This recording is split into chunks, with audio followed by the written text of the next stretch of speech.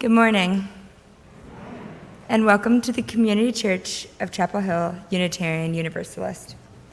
Our minister is the Reverend Tom Belote, and this morning is our annual Campus Fellowship service, where we, the UU Campus Fellowship members, lead the service. I am Jenny Nelson, and I am the chair of the Unitarian Universalist Campus Fellowship at UNC, which is the only UU Campus Fellowship in North Carolina. The fellowship has been sponsored by the Community Church since the late 1990s. We meet weekly on Thursdays at 6:30 in the Student Union. The church provides support for the group by providing food and funds for activities, exam care packages, and Marion's leadership. The support of this church is so important to us, and we thank you for it. We love doing this service, and we are looking forward to talking with you after the service. I especially want to welcome any visitors or newcomers to our church and to call your attention to the special note for you, welcome, guests and newcomers, on the backside of your order of service. I would also like to welcome those of you attending online. Lyrics to hymns may be found on the live stream screen, and a complete order of service is available on the link in the Sunday email and on the church website. Whoever you are, whomever you love, however you arrived at this beloved place, you are welcome here. As a congregation, we are requiring masks to be worn at the 9:30 service, while masks are optional for the 11:15 service. Our religious education program requires masks in all of their program spaces. Masks are optional during the in-person Sunday social held immediately following service. The online Sunday social is hosted by Rachel Rose and will be held at 1 o'clock. The Zoom link is in the weekly announcements and the Sunday morning email. And please turn off or silence any cell phones during our service to maintain a worshipful experience. This morning, we have two within these walls announcements, one for the annual pledge drive and one for the day of service.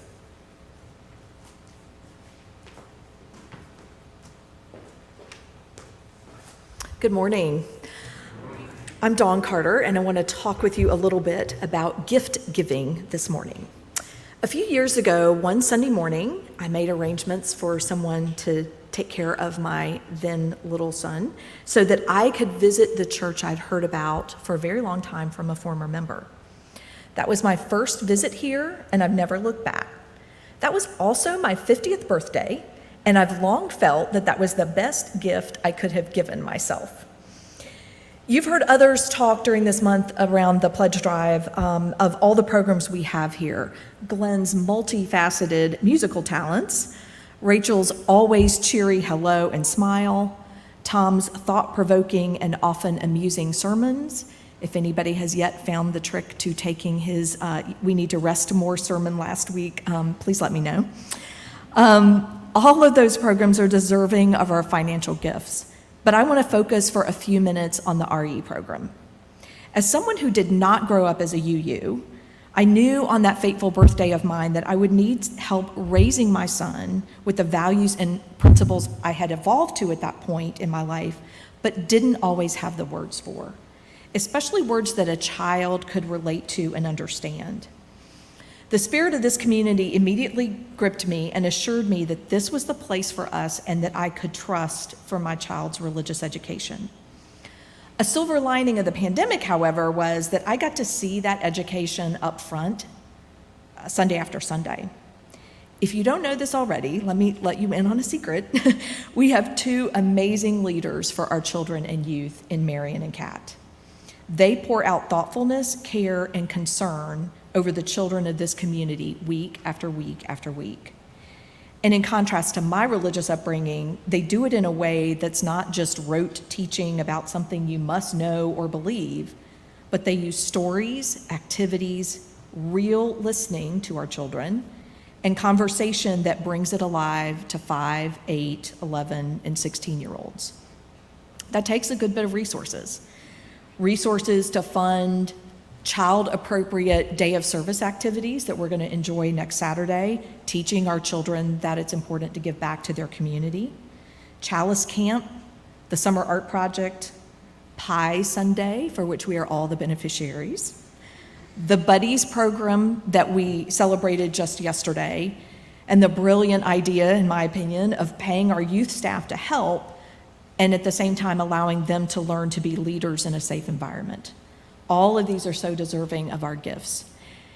And I feel like my comments this morning will not be nearly as powerful as those of two products of this religious education program that you're going to get to hear from later. So as we come to the end of this year's pledge drive, if you haven't already, I encourage you to gift generously to this community. Gift not only financially, which is what the pledge drive is about, but also gift of your time and your talents to this community. You will get far more in return, I promise. We have an incredibly active and vibrant community. Let's give to ensure that we are educating the next generation of UUs ready to sustain what we all and appreciate here in this community today. Thank you.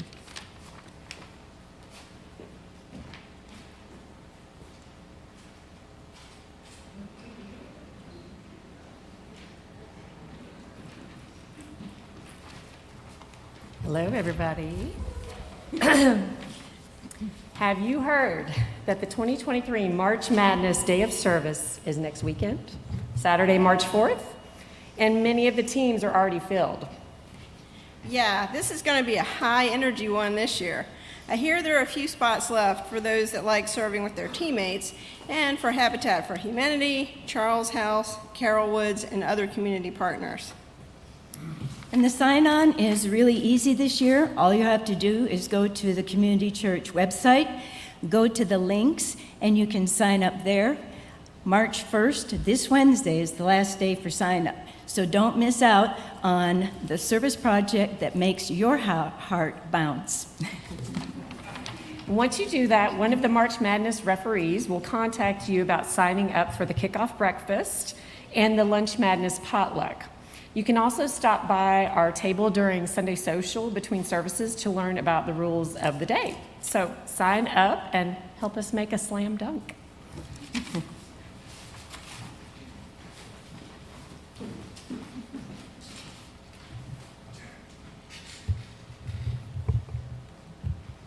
Please stand in body or in spirit for our opening hymn, number 1008, When Our Heart is in a Holy Place. You will find the words in the teal hymnal.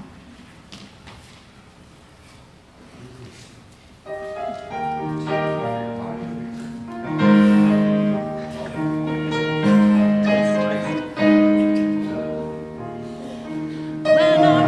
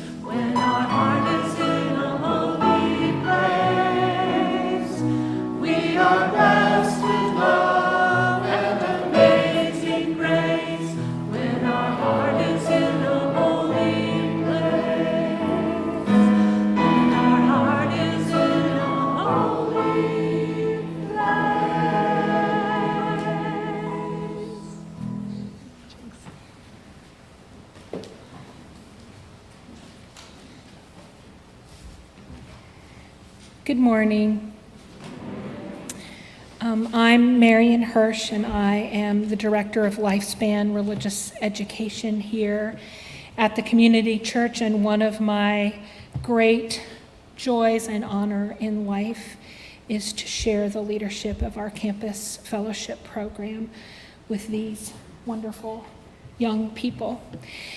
And our call to worship today really reminds us of one of the things that we are here for each other, to be each other's witness. These are the words from Kathleen McTeague.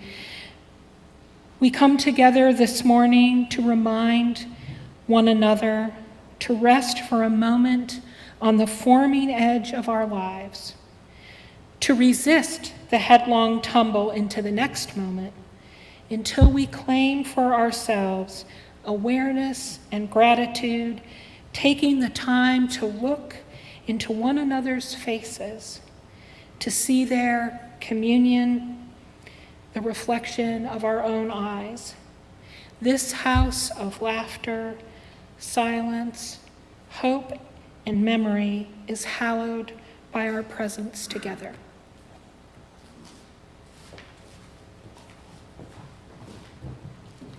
The words for our chalice lighting are in your order of service. If you wish to do so, please join me in saying them.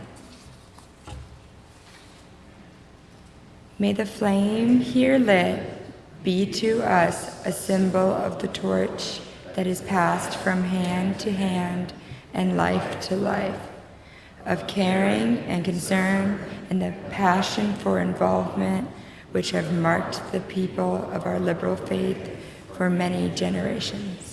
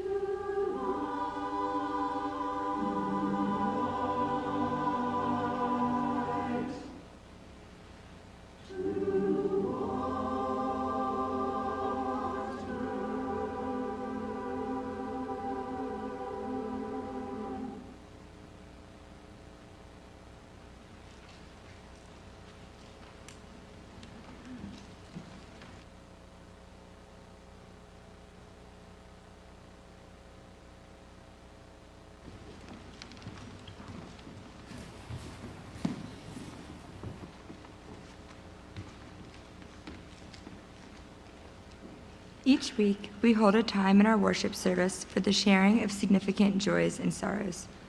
If you have a personal joy or sorrow to share, you are invited to come forward, place a stone in the water, speak your name into the microphone, and briefly share your joy or sorrow.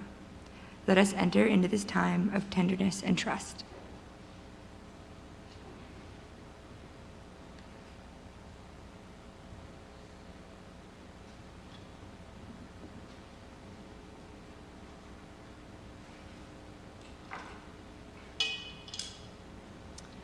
My name is Jane Proven, and I taught at Duke School, private school in Durham for 20 years.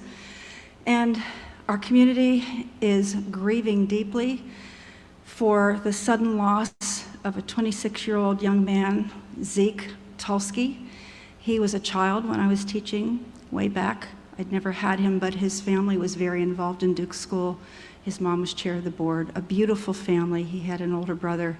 He had an abdominal emergency and died on the table this week. So his service today is at Bethel Synagogue, and it's just terribly tragic. So my heart is with them, and I hope that your hearts will support this lovely family.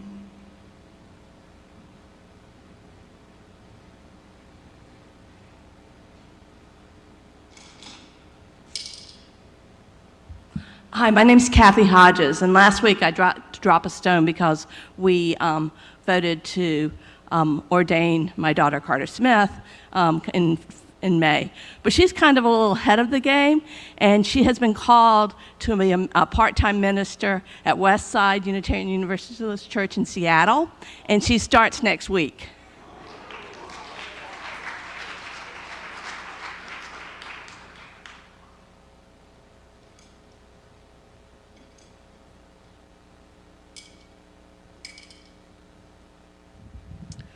Hi, I'm Tom Belote, and I've been asked to place 2 stones this morning. The first is a stone, first stone that I've been asked to place is for Leslie Zeldin of this congregation.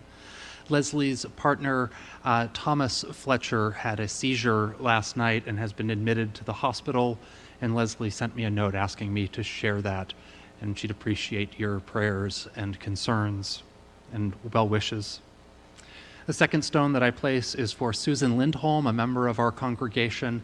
Susan is having the first of 2 hip replacements tomorrow, and she asks for our prayers for a successful surgery and a quick recovery. So please join with me in holding both Leslie and Susan Lindholm in your hearts this morning.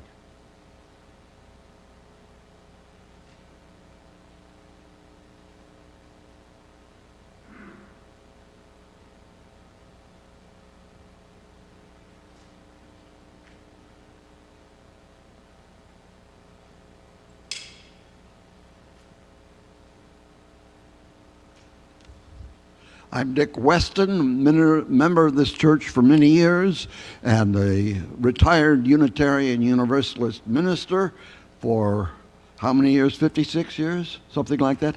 With my son, Chris Weston, who is the grandson of Robert T. Weston, a great Unitarian Universalist minister who some of you know. And it's so good to see you, all of you, some of you especially. Thank you. Excuse me.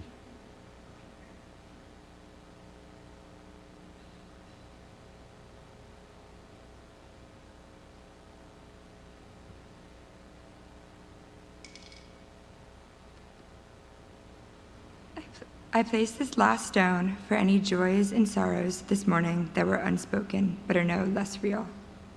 Let us take a moment to hold these joys and sorrows in our hearts.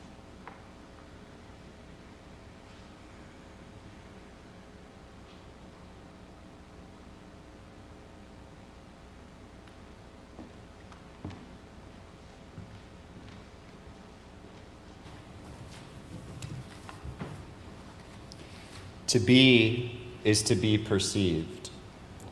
And so to know thyself is only possible through the eyes of the other. The nature of our immortal lives is in the consequences of our words and deeds that go on apportioning themselves throughout all time. Our lives are not our own. From womb to tomb, we are bound to others, past and present, and by each crime and every kindness, we birth our future.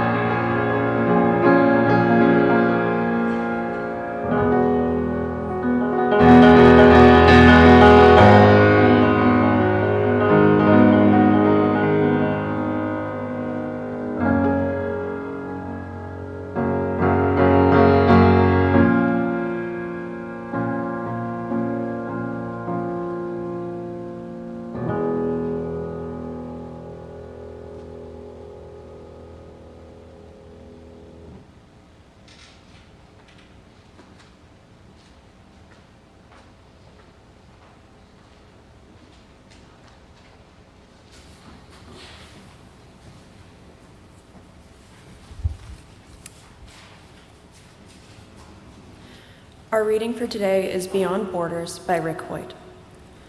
Go forth, because we are always going forth from somewhere. Going from our homes, our childhoods, going from our cities and countries, going from innocence to experience to enlightenment, going into mystery and questions, going into the desert, getting to the other side. Go forth. Leave behind the comfort and community of one place. Head into the anxiety and loneliness of another. Carry with you the love and laughter of this place, and let it light your way. Carry with you the wisdom you learned and the good memories. May they give you strength for your journey. And when you have been away long enough, far enough, done what you'd set off to do, been there so long that place too starts to feel like home. Come back. Come back to the one, universal, everywhere and everywhen and everyone inclusive home, this beloved community of all creation that you can never really leave.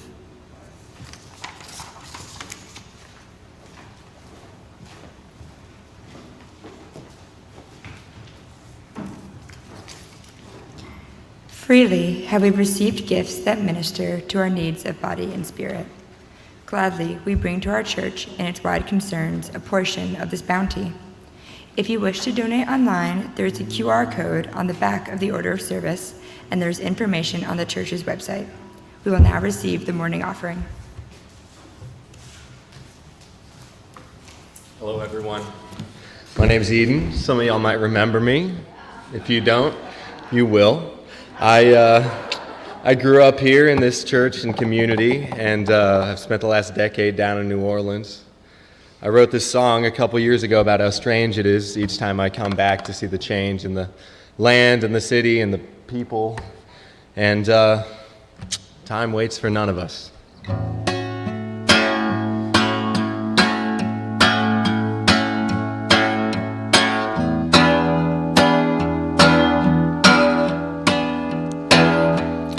You've changed.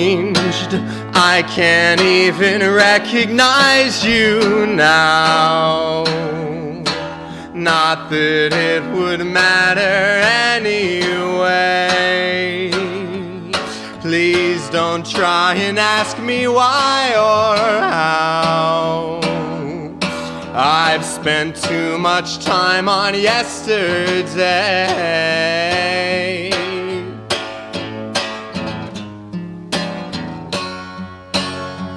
And I mean it when I say I am letting go. And I mean it when I say I am letting go.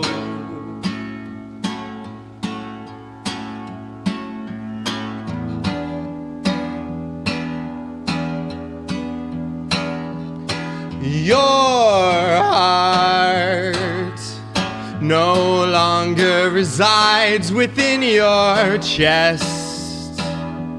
You have driven it down to your toes.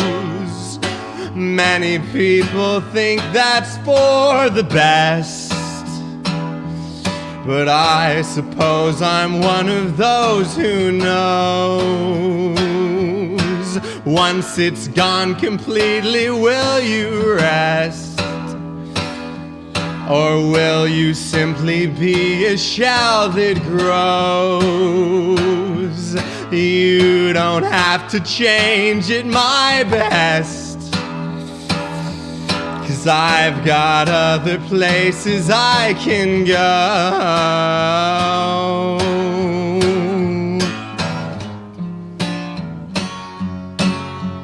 And I mean it when I say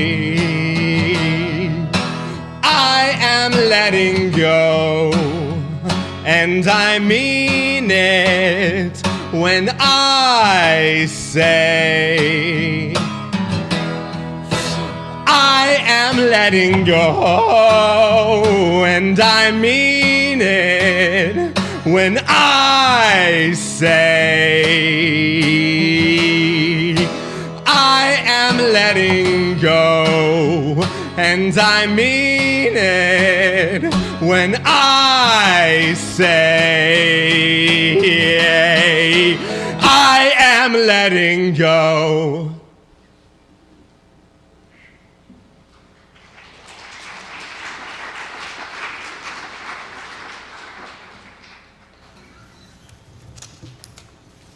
Thank you.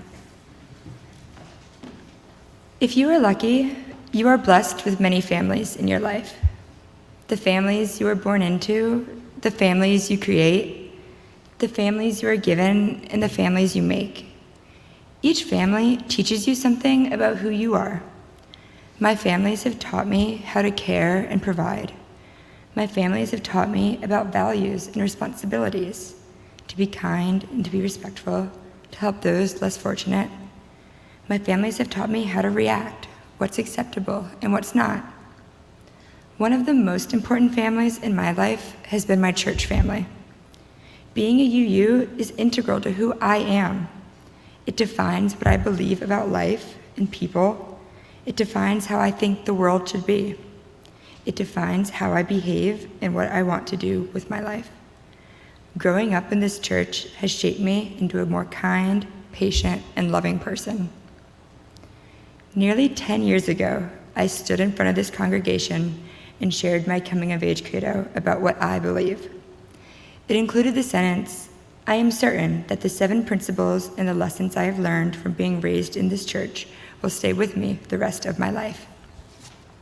And they have. I'm a little bit older, with new life experiences, more education, and on the precipice of big changes in my life, but my beliefs haven't changed. It was surprising to go back and read what I wrote for my credo and realize that my beliefs were and are still so strong, except that I might be a little more proudly UU. I think that comes from getting older and maybe being Chalice camp director. Wearing a UU t-shirt every day, everywhere you go, for a whole week, pretty much brands you.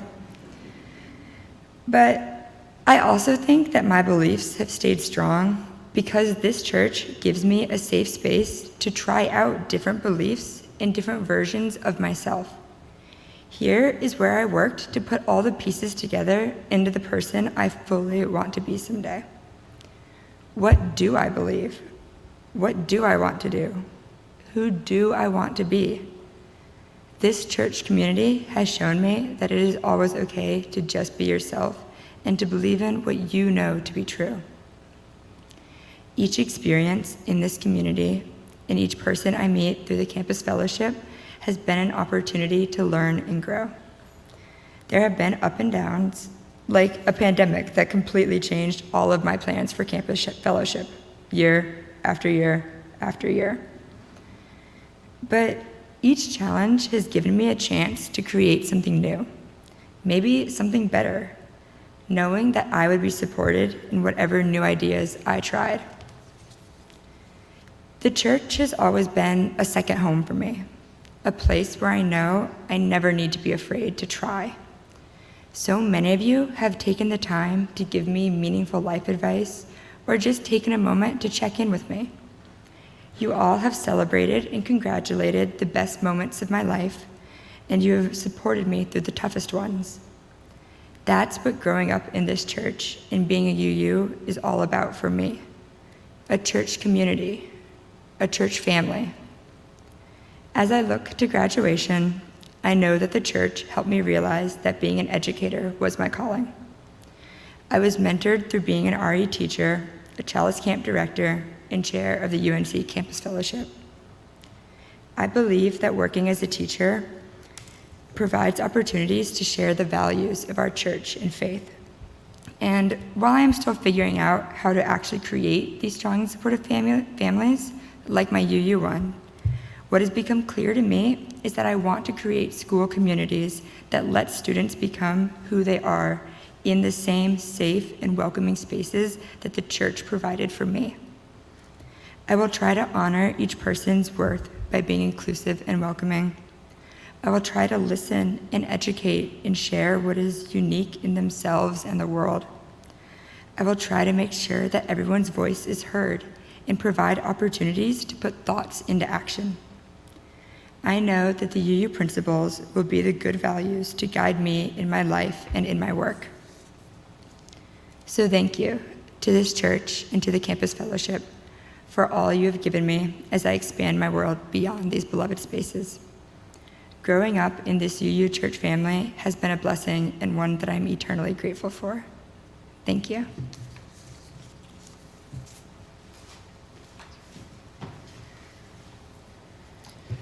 All right, hello everybody. My name is Alan Reece, and I am a Human and Organizational Leadership Development major. Now, that's a very long title, so just shorten it to hold. It's much easier. Throughout this major, I've taken many leadership courses, especially about different types of leadership, as well as plenty of organizational theory classes. Now that I'm nearing my graduation, it's interesting to look back on my life and how much being a lifelong UU has meant.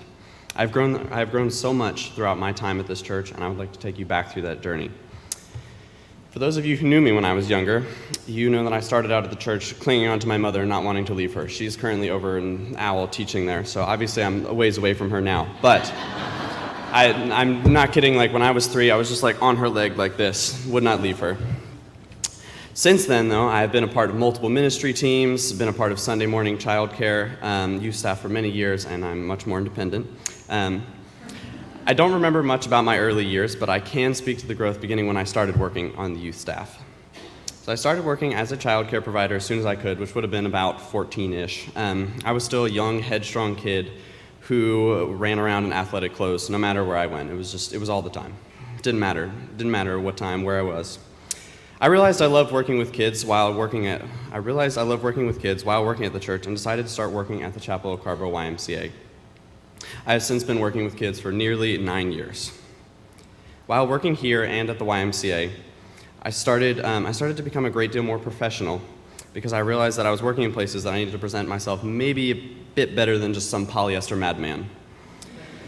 So I started dressing much nicer, and to the point that I was wearing dress clothes around the house and just out and about. I mean, I'm serious. This was like a regular Tuesday afternoon for me. Like, this is just what I was in. This time greatly helped me to calm my anger down and learn to be a little bit more even-keeled. I was a little crazy when I was younger. I've mellowed out a bit. Another huge part of my growth, though, was through the committees I was a part of. Now, if you know the UUs, you know that they love themselves a good committee. And that's exactly what the 3 committees that I served on were. The youth committee, the children's committee, and the music team, were all incredibly fun to serve on, and I learned a great deal about meetings and how to plan huge events. When I first joined these committees, I was still young, pretty quiet and reserved, but as time went on, both through these committees and through my time at Durham Technical Community College, I started to participate more and be able to bring more helpful thoughts and ideas to the table.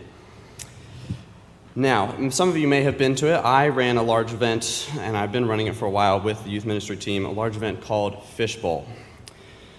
You love Fishbowl, in case you weren't aware. It's a great game. It's a chaos-filled word-guessing game that has many more rules than I can explain right now because it would probably take our entire service at least, maybe more. It's a complicated game, incredibly fun. But I have been emceeing for that for 4 or 5 years at least, something about there. There's been a lot of organizing and small little details to keep track of, so it can be a strenuous task at times, but it's still one of my favorite events to put on at church, if not a little crazy and chaotic. Another incredibly large event that I have directed was Chalice Camp. Jenny mentioned Chalice Camp earlier, and that's it's a week-long summer camp for elementary schoolers. While it was incredibly stressful to run it, I both greatly enjoyed it and learned a ton. It involved a lot of pre-planning, budgeting, plenty of email. Believe me, there was plenty to go around. Everybody's favorite, and so much more. But it has been one of my most formative experiences here at the church. Now, all of the experiences have led me to be successful at UNC. That is not to say that UNC has been all sunshine and rainbows. In fact, mostly the opposite. But there have been plenty of difficult times, hard assignments, and moments that I easily could have been ill-prepared for had it not been for the church. But given what I've learned here at the church about leadership, group work, patience, and resiliency, I have been able to complete these assignments or to lead my group to an excellent presentation or paper. One of the biggest things I've learned from my time at the church is the importance of pre-preparation. Whenever I'm in a group project, the first thing I like to do now is to sit everybody down, figure out what we're going to do and when we want it done by. It's incredibly important. Having worked on the youth staff for many, many years and having an internship planned for this semester as my final capstone class, I asked Marion and Kat if they would allow me to intern at the church and work on improving the youth staff and getting them in tip-top shape. They accepted, and I've been interning here since January and will be here until April, so you're stuck with me until April. Suck it up. The project is going incredibly well, and I'm putting my well-earned knowledge to good use. This church and this community have taught me so many wonderful things. I've learned to plan better. I've learned to be calmer. I've learned to be more kind. I've learned to be more open and relaxed. I've gotten to see so many behind the scenes and how things function and need to be run. I am grateful for my experiences here because they have shaped a large part of who I am. Thank you.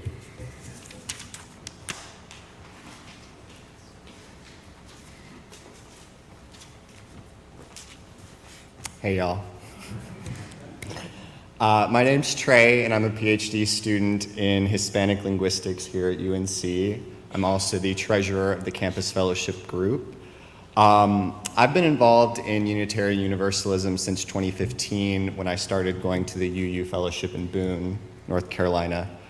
My journey to Unitarian Universalism is a rather long and convoluted one. Unlike my friends who just spoke, I was definitely not raised in the church.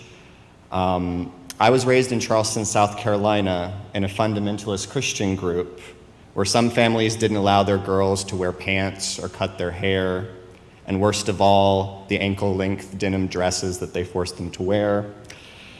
And it was definitely not the ideal situation to realize that you are queer in at the age of 10. After a surprisingly short amount of time questioning that reality, I decided that it was the people and the worldview I was surrounded by, not me, that was insane. Even at age 10, I felt a strong sense of duty to the truth, and the undeniable truth was that I was attracted to other boys. As you can imagine, that did not go over well. I existed in a social sphere where I heard of other queer kids being thrown out onto the street for their sexualities, and where sympathy and prayers were given to the family for being tested by God. But what kind of God would applaud a family for committing one of the greatest crimes against nature imaginable, disowning and deeply traumatizing their own child? I slowly realized that fundamentalist Christianity cast this life and everyone in it as inherently broken, fallen, that at our cores we are wicked and sinful and in need of a redemption that can only be given if we live our lives a certain way.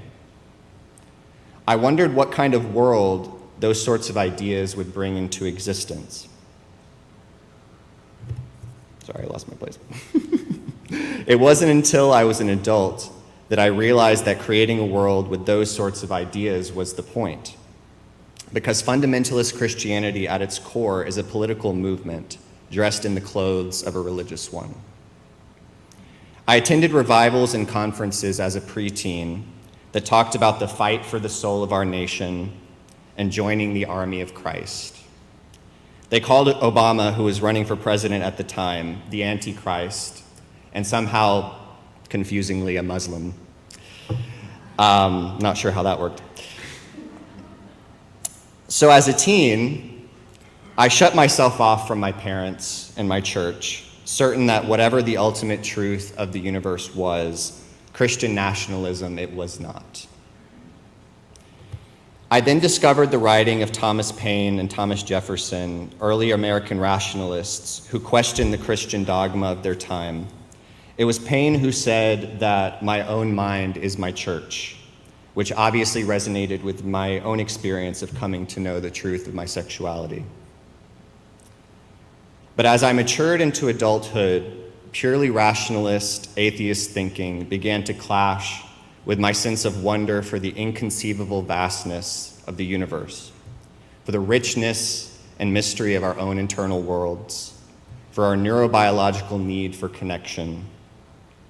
I began to see the divine in everything, the stars, planets, ants, dandelions, the laughter of my loved ones, the strangers I walked past on the sidewalk.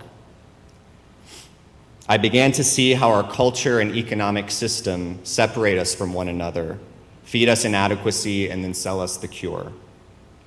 I began to see how we are not purely rational creatures, and to deny our spirituality and interconnectedness is to sever half of ourselves. For me, connection and love are the biggest truths there are. But I came to see that some people live with the illusion of a self distinct from other people, from animals, from the earth, from the web of the universe that holds us, and that any ideology that upholds these illusions can only end in alienation and trauma, the evidence for which we can see all around us. All of these revelations led me to the UU Church, whose theology celebrates connection, the oneness of the universe, the inherent worth of every human being, regardless of sexuality, background, or beliefs. I believe in a God who, as Einstein said, reveals himself in the harmony of all that exists. So I work to help create a world that reflects this ultimate truth. Through my connections with students as a language educator, through advocating for working class people on campus as a labor organizer with the workers' union at UNC, it may be that all my efforts will amount to nothing more than a single drop in a limitless ocean. But tell me, what is an ocean if not a multitude of drops? Thank you.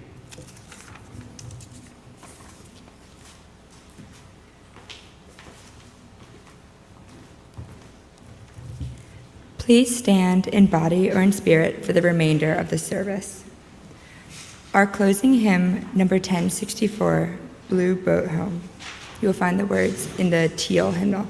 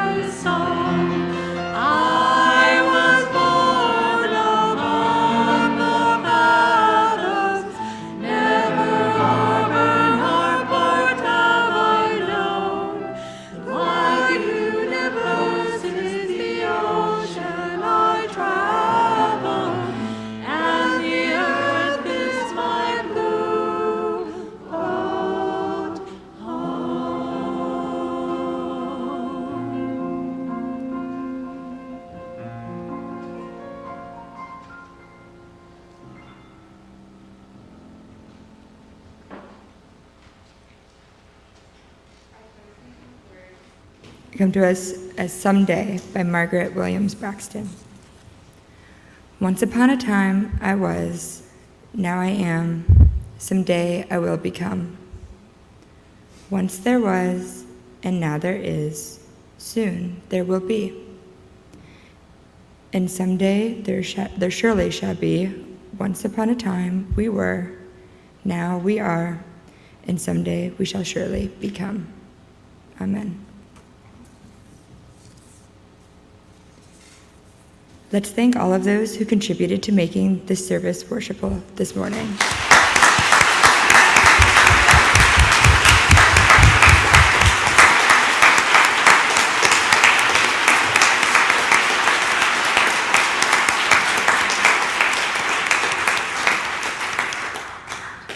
You will find the words for extinguishing our chalice in your order of service. If you wish to do so, please join me in reading them. We extinguish this flame, but not the light of truth, the warmth of community, and the fire of commitment. These we carry in our hearts until we are together again. The words for the closing song are in your order of service. As you are comfortable, please either hold hands with the person next to you or cross your arms over your heart. Now, please join us in singing Shalom. Shalom, my friends, shalom, my friends, shalom, shalom. We'll meet again, shalom,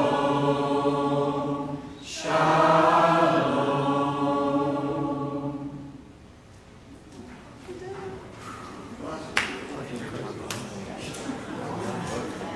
Thank you so much for coordinating.